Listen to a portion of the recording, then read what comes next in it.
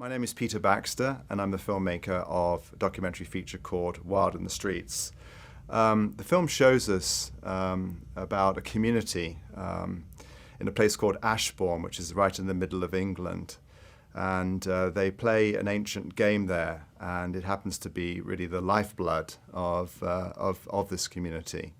And it's also the origin of all of our football games: rugby, soccer, American football. This is really where it originated from, and the people of Ashbourne keep this game alive today. Well, the thing about Shrovetide is there actually aren't any rules. It kind of begs the question, really, from a historical perspective of, the greater the challenge, the greater the stimulus. They play this game over 2 days. They begin at 2 o'clock in the afternoon and ended at 10 o'clock at night. So a lot of the game is played in darkness. So there's no referee, there's no lights. The goals are 3 miles apart from one another. The whole town plays the game. And if you were born on one side of the river, you play on one side. And if you're born on the other, then you play on the other side. No one wears any team colors. And a lot of people say, well, how do you know which side you play on? Well, the thing is that the people have grown up with one another, so they recognize each other's faces. That's all they really need to know. But there's no referee to stop you going into, wherever, or saying that's offside. I mean, there are no rules, other than the fact that you can't kill one another. Murder is not tolerated, and you can't go into the churchyards either. But it's incredible, really, because it is oddly progressive. Here we have a medieval game without rules, without boundaries. And quite literally, it tears the town, the community apart for 2 days.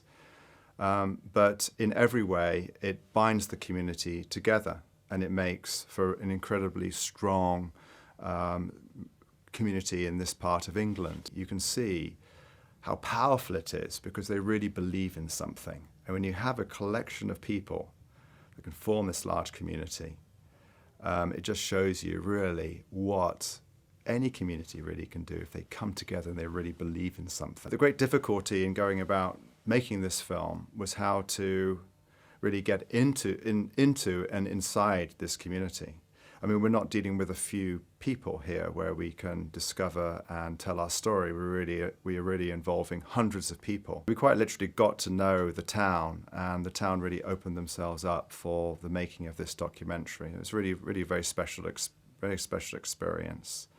So that's how we sort of slowly and surely got the film produced, and then of course editing was, as we all know, a very long process, but especially with this documentary, because we went scouring around the British countryside for hours of archive footage, and we found some really great footage from the 20s, from the 30s, from the 40s, from families that had played this game. And this is also a big feature, really, of the documentary, because we look at it from a historical context as well as the people that are still playing this game today. It was a really big challenge to organize, and here I think that it's really important to make sure that the editors of any documentary feature really are sort of always credited, but especially in Wild in the Streets, we had 2 editors, Jay Nelson and Steve Presterman, and they really did a tremendous job with much passion to help create the film. We had over 100 hours of archive footage before we even got into our own production footage. So to sort through this was like a huge jigsaw piece puzzle. So as an editor, you have to organize all of this, and you're obviously looking for the best pieces that are going to tell the story. So it did take a very long time crafting, but through their, through their great talent, we were able to do that. And it was a great team experience as well, working with them. Well, I'm really happy that the film is showing here at Raindance, because this is its English premiere. And it's really important to come back home to England and show the film.